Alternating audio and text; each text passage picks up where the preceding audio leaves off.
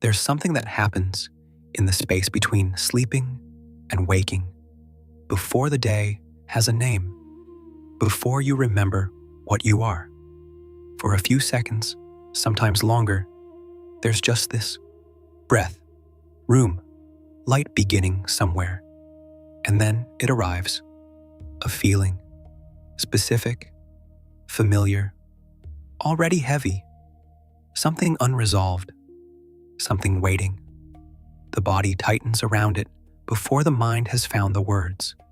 And by the time the words come, by the time you've named it, located it, traced it back to its source, you're already inside the weight of it, already responding, already moving through the morning, as if the thing you fear is standing in the room with you. But it isn't. It's a shape the mind recognized in the dark. Vivekananda described a man walking at dusk who sees a rope on the ground and mistakes it for a serpent. The fear is immediate. The body recoils. The heart moves before the eyes have finished looking, and every response that follows, the caution, the avoidance, the careful distance, is a response to something that was never there, not to what is actually on the ground. The rope doesn't change. The serpent was always just the seeing. What if the weight that arrived this morning was the same kind of thing? A shape the mind imposed on something it couldn't see clearly enough. A story so familiar, it no longer feels like a story. Just the way things are. How long have you been responding to the serpent? Vivekananda didn't offer the rope and serpent as a metaphor for comfort. He offered it as a diagnosis.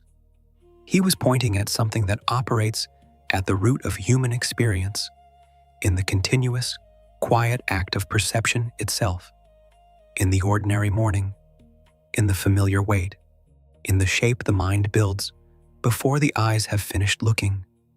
The way the mind takes raw experience and, before you've had a chance to look clearly, has already decided what it means, already dressed it, already given it weight and consequence and history. He called this the fundamental error, an error of seeing, ancient, intimate, so woven into perception that it stopped feeling like an error at all. An error of seeing can't be corrected by looking harder. Looking harder at a rope you've already decided is a serpent only deepens the conviction. The eyes start finding evidence. The body starts confirming it. The story becomes the ground. We confuse the rope with the serpent, he said. The error is ours. The error lives inside the act of perceiving itself, which is what makes it so difficult to catch. The instrument you would use to examine the error is the same instrument making it. The same seeing that built the serpent is the one now searching for the rope. He called it Maya, the superimposition of interpretation over reality, so complete, so practiced, so fast, that the interpretation and the thing itself become indistinguishable. The feeling that arrived this morning before the words came, the tightening in the body before the mind had finished its sentence. Something in the experience was already interpreted before you were fully awake to interpret it. Who was doing that? So the natural movement is to try to see more clearly, to slow down, to examine the perception before trusting it, to catch the interpretation in the act. And there's something in that impulse worth trusting, but it carries an assumption worth examining, that there is a you standing apart from the interpretation, capable of evaluating it from neutral ground. A you that is not already inside the serpent. A you that can simply decide, with enough intention, to see the rope instead. Vivekananda was pointing somewhere that makes that assumption difficult to hold. It is not theory, it is realization. Clean the mirror of your mind, and instantly you will see that you are Brahman. Instantly, the mirror doesn't need to be rebuilt.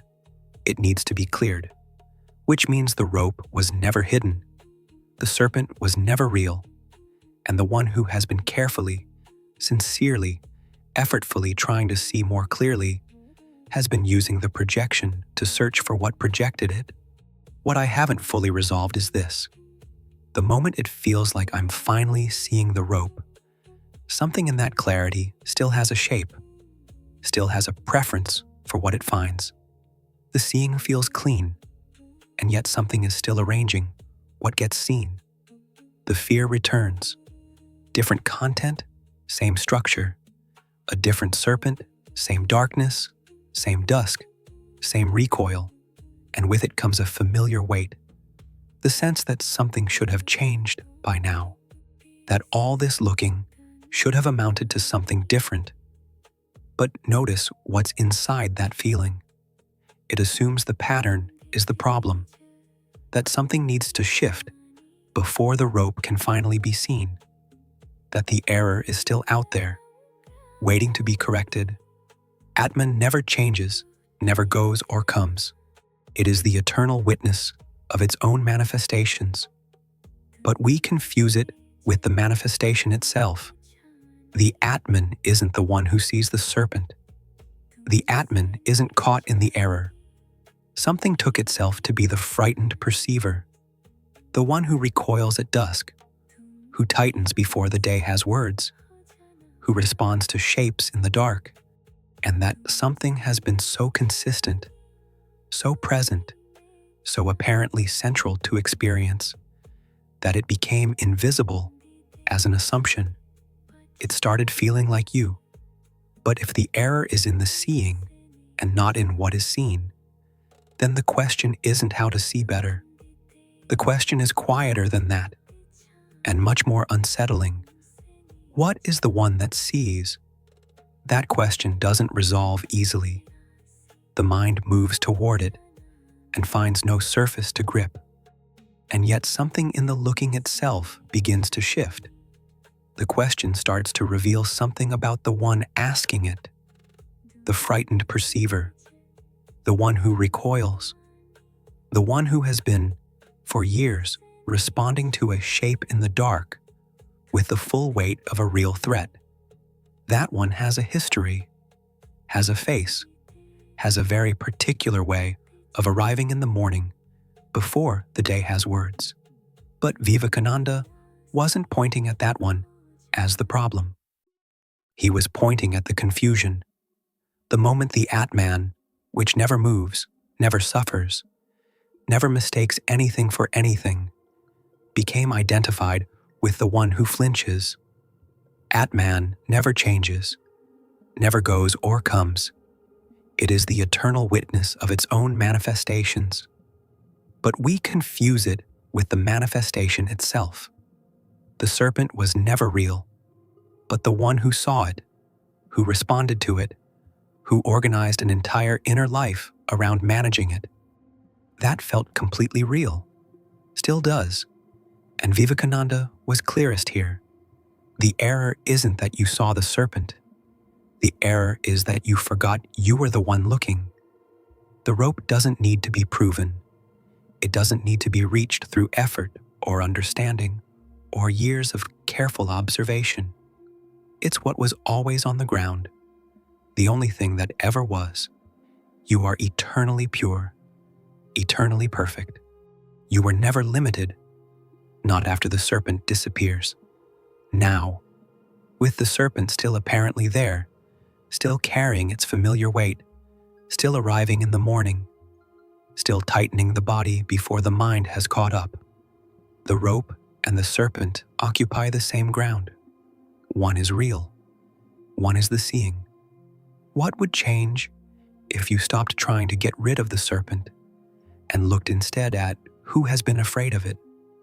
Sit with that. Let the question rest somewhere closer to the ground than the story usually reaches.